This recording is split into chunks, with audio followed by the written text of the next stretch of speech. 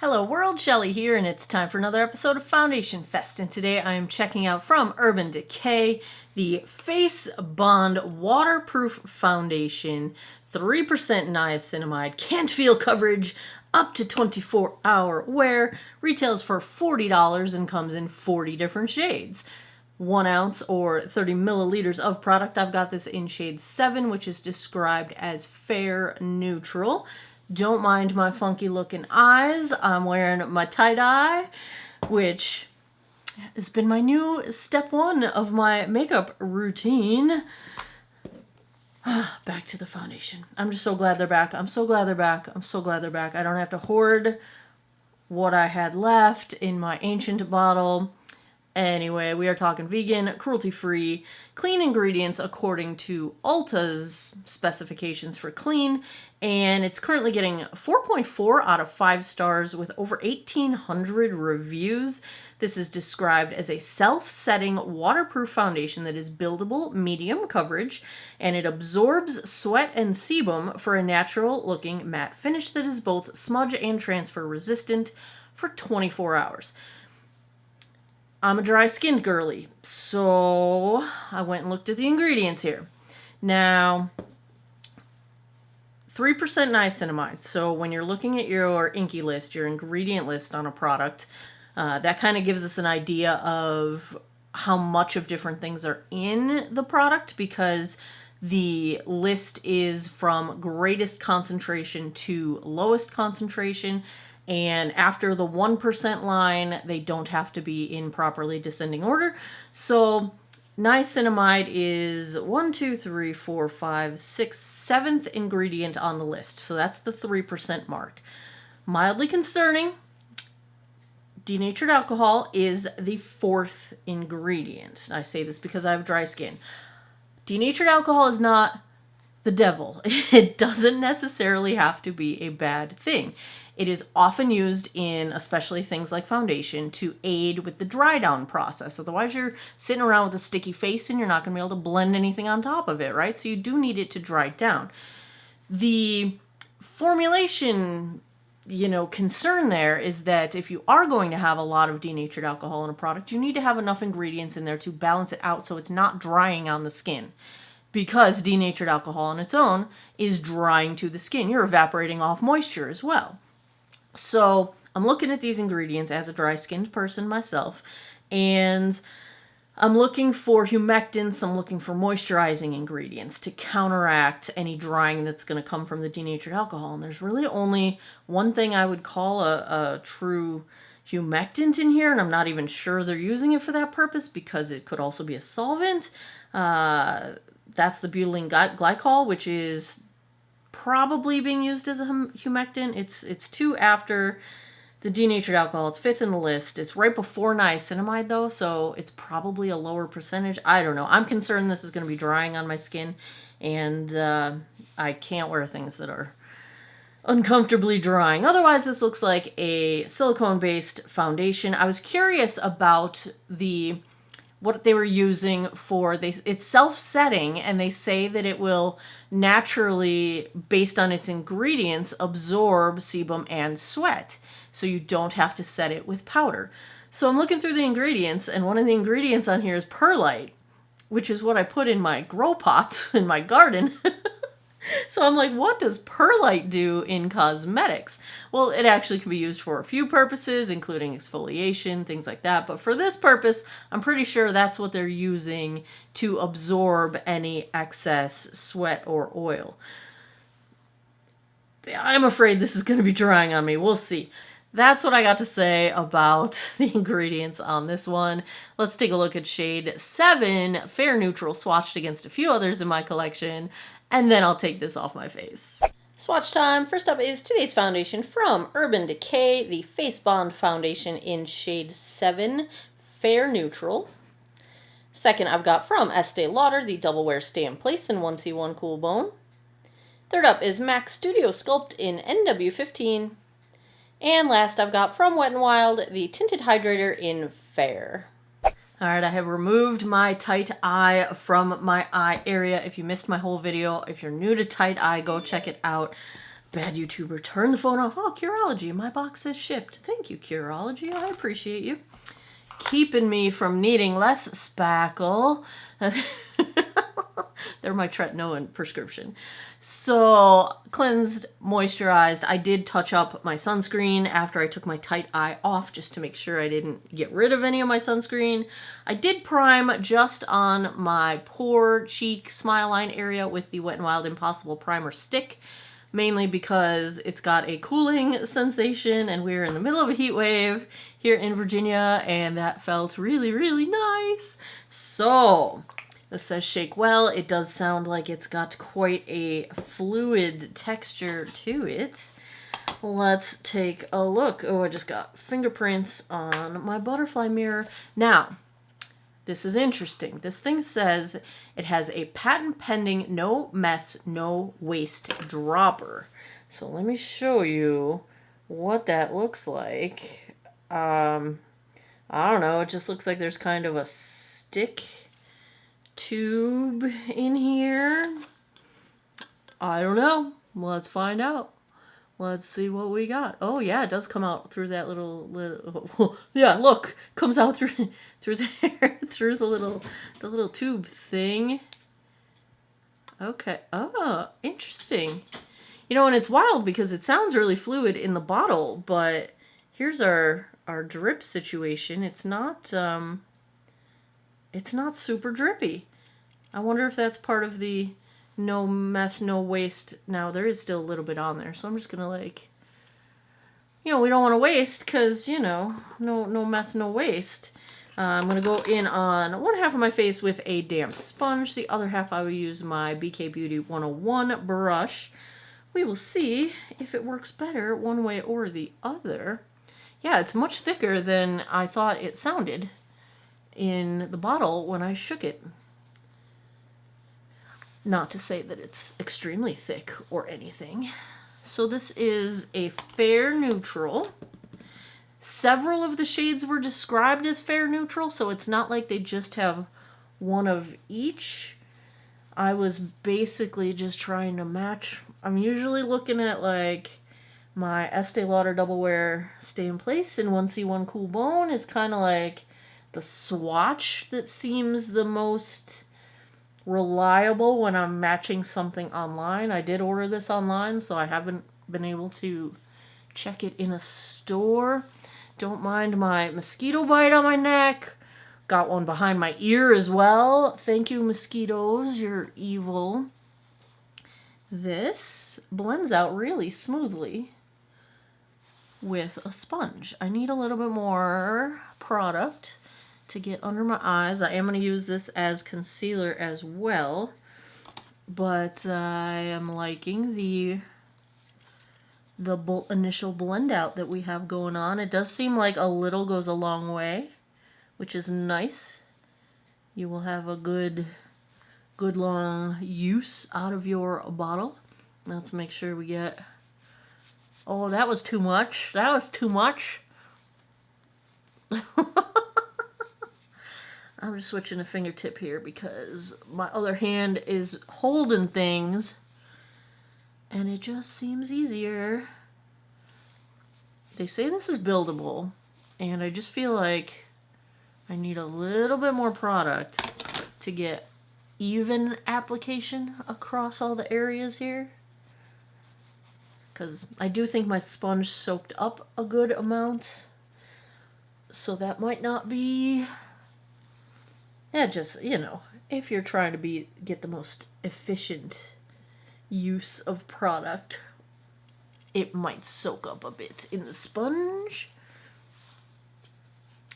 I liked it a little bit more before I started building it up. It's now clinging to my pores a little bit, which is ironic considering I have primer on there. So I'm actually going to get a little, maybe... press it in. Okay, that's working. There we go. They were just not playing nice for a second, but I think they're playing nice now. There we go. There's a half and half.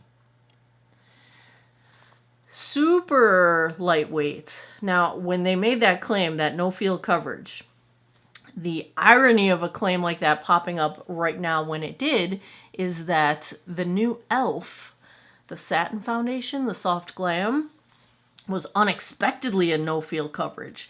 And I feel like this is pretty similar. Like, it's pretty similarly no-feel. Alright, I need a little bit more product for the other side of my face. So let's try the brush side. I feel like this shade could be a smidge dark for me in the wintertime. I don't have really any sun right now, but so that is to say I'm probably pretty close to the equivalent of wintertime right now. Well, my arms, I guess, have a little bit of... I'm not as good at wearing my sunscreen on my arms as I should be. And I usually do try to match my arms with my foundation, so I think I could go lighter on the shade with this one. This does sort of... Do you see how it's staying put? Like it... I would say don't put out much product on your face until you're ready to blend it out, because it does seem to kind of set and stay. It doesn't give you a ton of working time, which probably speaks to its self-setting nature, but that does mean you have to be kind of quick on the draw and not, you know, usually when I'm just doing my whole face of makeup, I'll dot it all over my face and then get around to blending. But you might want to go section by section if this is going to set down faster than you are working. I said a little goes a long way, but I'm starting to feel like a little does not go a long way, because I keep needing to go back in and get more. Oh, wow, massive clinging to a dry patch I didn't realize I had. And that's going to be part of this whole self-setting thing. Like, that's going to be tough if you've got any kind of dry patches. What is that? I mean, I guess it is just a patch of dry skin, but can you see that under my eye? I'm going to try to scratch the excess away. That was strange. Yeah, it got stuck on some dry skin there, and now I'm missing a spot of foundation. I don't know about this whole self-setting. This might not be a dry skin friendly thing. That's that. I told you that was my fear. Alright, let's just try to be gentle. Gentle. Gentle. That was way more tugging at my eye than I like to do. I'm going to get a little bit into my inner corners here because I am feeling dark in the circles today. Okay, I'm going to get my little angry whisker down here. Anyone else have an angry whisker friend? It's not my friend. Evil angry whisker just grows right out of my chin. Half the time it won't even let me pluck it. Like right now, I can feel it, but I can't pluck it. Ugh, angry whisker. All right. What do you think? Let me zoom you in. It feels very, very, very lightweight. However, it looks so like on my nose, it just looks really like heavy. It's clinging to pores. So I have no primer on my nose. I have no primer up under my eyes. The only place I put primer is basically right along my smile lines. And it's kind of like sitting on top of the skin and collecting in pores. And that seems true even where I do or do not have primer. It doesn't seem to matter if I have primer. Now, I will say my forehead looks pretty nice. It's a little dry looking, which could just be a function of the matte finish, and maybe I need some, I was going to say my natural oils to sort of soak into the perlite and make it, I don't know. But here's the thing, I basically don't produce oil on my face, ever. Like, my body is not oil producing. That is why I'm constantly dry skinned. I am both dehydrated, lacking moisture, and I'm dry, lacking oil production. So you know, I can already see, like, when I smile, the skin around my eyes and my upper cheek is getting super crepey, and that usually means my skin is drying out. Like, that's the lack of moisture in my skin, which some foundations, when they are hydrating, they attract moisture and they help out those problems with my skin. And this one seems like it's not going to help out, and it might exacerbate it a little bit. I will say, though, it feels like nothing. They are not kidding about that no... How did they phrase it? I already lost the box. Where did my box go? It's hiding under my butterfly. Can't feel coverage. They're not kidding about that. Like, again, kind of like the elf. I'm touching my face, and I wouldn't... If I didn't know I just put foundation on, I would neither be able to tell from my fingertips nor from my face, you know? So that's kind of cool. But, I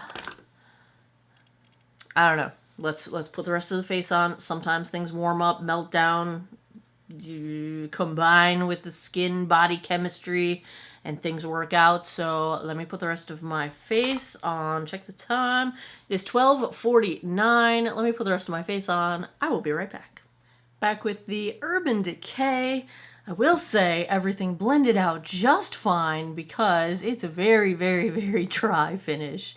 And at a conversational distance, I think it looks fine. I did overcompensate with some highlight to try to give a little wet look to my skin, but up close, it's just visible. Like, it's really visible on top of the skin in a lot of places. And I'm noticing, for example, on my chin, like, because this is a slightly darker shade than my skin tone, I can tell where it set down before it blended, or before I completely finished blending it, if that makes any sense. You know, like, little spots look a little darker than other spots, and I think that's because it set so quickly. So keep that in mind if you're applying this a little by little by little by little, because it does set down pretty quickly.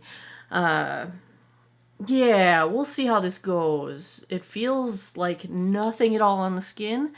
I'm fearful that it's going to dry me out. It already feels a little bit dry, and it definitely looks dry. Like, smile, there's all my crepey skin that just is devoid of moisture, and the foundation's not helping it.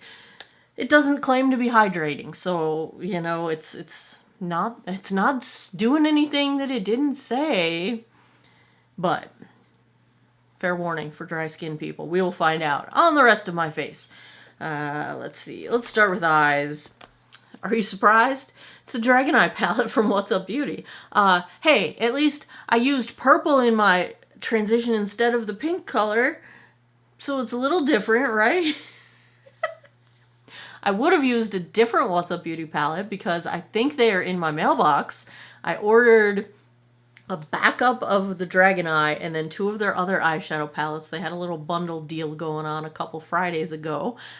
And I think they're here, but my mailbox is a half-mile away, so I have to go to the mail house and get my mail and see. So I had to wear this one again, but I have a backup coming, so I will never be without it. Well, I mean, I'll be without it eventually, but hopefully not anytime soon. I'm also wearing the Polite Society mascara. This is one dip of the wand into the tube per eye, and Shazam is all I have to say about that. And my tight line is the CoverGirl Perfect Point Plus. On my face, I told you we got a combo going on here. Essence Kissed by the Sun. This is one of the few bronzers that is reddish undertone, which I think is the most flattering for fair skin because we tend to turn reddish in the sun as opposed to turning bronzy in the sun. The only thing that's interesting about this one, or different, is that I have to like dig my brush in here to get any powder on it. I mean, on the bright side, it'll probably last forever, but it's a very slow build, so you do have to work at it to get it up to the level you want it, which that is also potentially a good thing if you don't want to go accidentally overboard. Also, Lawless Juicy Watermelon Blush. Shocker. Another shocker. Now, I'm wearing two highlights today. I started with the What's Up Beauty Serengeti highlight, and That's kind of the wet look, but then I wanted a little balm on top of it to actually provide a little bit of moisture, and I love the color of this. It's from Color Street.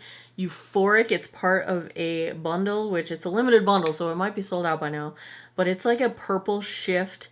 They call it a highlighter, but I would kind of call it like a blush topper kind of a balm, because I do take it down into the cheek area as well, because it's got a little bit of highlight sheen to it, but it's also that sort of, it matches my shirt really well. That color, that it's just got more color than a typical highlight. So I like it as a blush topper kind of a situation going on. So like I said, I did overcompensate with highlight a little bit to try to keep some life in the face since the foundation's a bit dry looking. I am wearing, we're going to test this out again today. Well, test it. I've worn it a bunch of times, but in a recent foundation review, by the end of the night, it was like white. It looked like I had elderly eyebrows. And this is the Maybelline Superlock Brow Glue, which holds really, really well and has a really nice mini brush applicator. I really like it. And as we talked through the comments, it seemed like it was possible that I had gotten foundation on my bangs and that my bangs were transferring foundation onto my brows, and that's why it looked white. So I did a application. So here's the brows before. There's no foundation in them. We're going to pay attention. Hopefully the bangs won't transfer anything. This is supposed to be transfer-proof foundation, like, or resistant or whatever. It's not supposed to budge. So we'll see, because I think it was probably a fluke the day that this turned white. Maybe I used too much that day. I don't know. But we're going to look tonight and see and make sure it's not a problem with this, because I really like this. And normally it's my e.l.f. brow lift, but not having to grab a separate spoolie is highly appealing to me. I like it all being in one thing. So we will see. We will see. I have been trying the e.l.f. brow laminating gel. It does not hold quite as well as the e.l.f. brow lift, but I do like the look of it, so I will keep using it. But I kind of put a little brow lift on top just to hold everything in place, because my brows are heavy. And my lip, I picked up a new shade of the Lawless Forget the Filler. This is Pink Daisy? Something about daisies. What is the name? Daisy Pink. Pink? Thought it said Daisy Punk for a minute, and then I was going to be all excited. Daisy Pink. Daisy Pink. And it is the perfect pink, and I'm in love. But you know I love these anyway.